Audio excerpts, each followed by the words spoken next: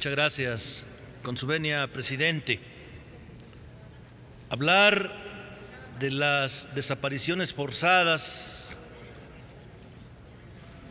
de los asesinatos extrajudiciales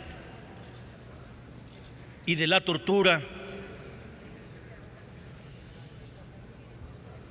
es difícil no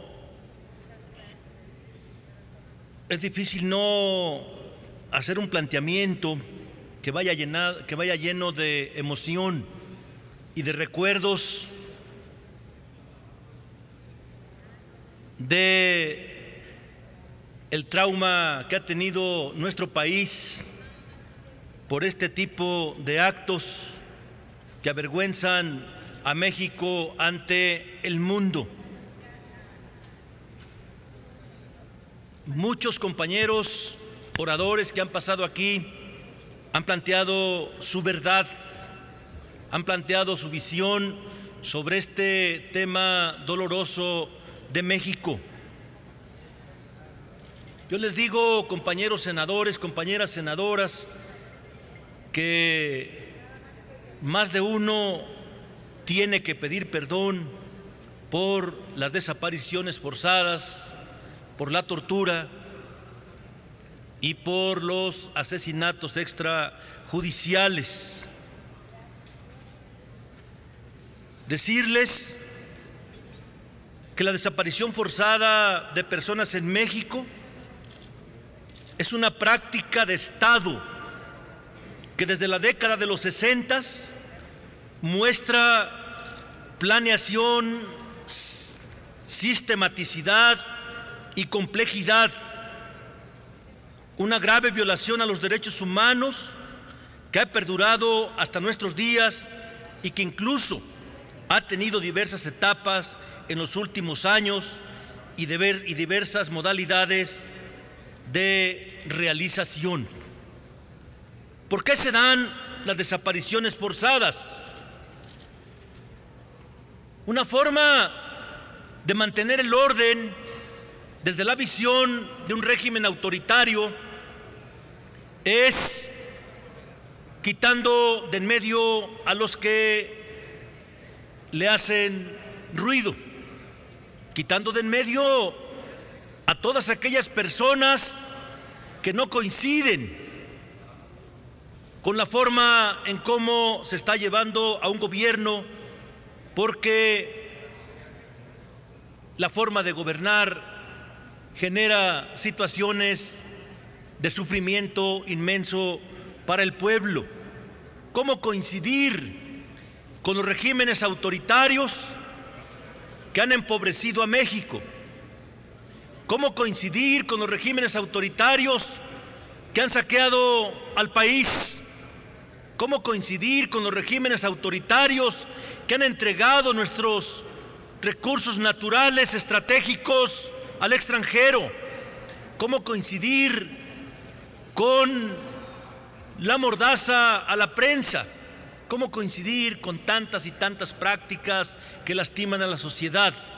Esto dio surgimiento desde siempre a los luchadores sociales que fuimos y fueron los candidatos predilectos del régimen para las desapariciones forzadas, para los asesinatos extrajudiciales y para la tortura.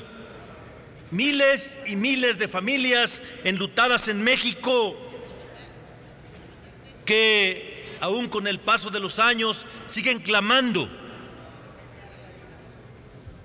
Vivos se los llevaron y vivos los queremos.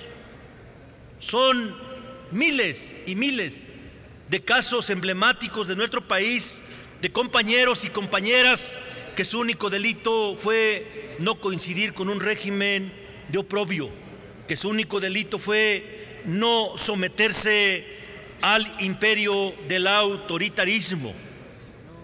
Con esta reforma se va a corregir el problema de las desapariciones forzadas, de las ejecuciones extrajudiciales y de la tortura.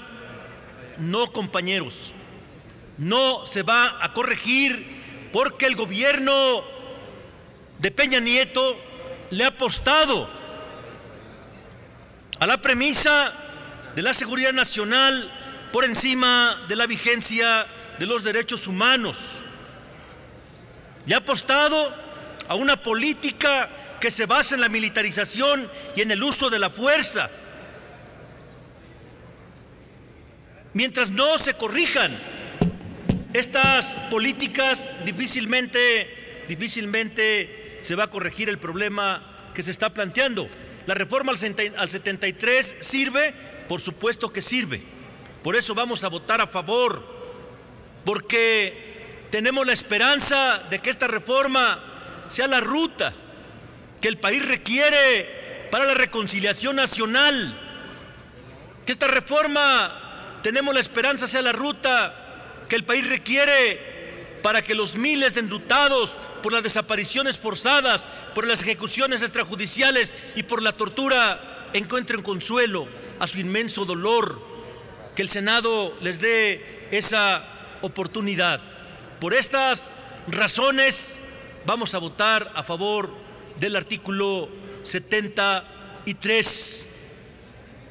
Pero seguiremos diciendo a los cuatro vientos: en las desapariciones forzadas, en las ejecuciones extrajudiciales y en la tortura, vivos se los llevaron y vivos los queremos. Por su atención, muchas gracias. Gracias, senador.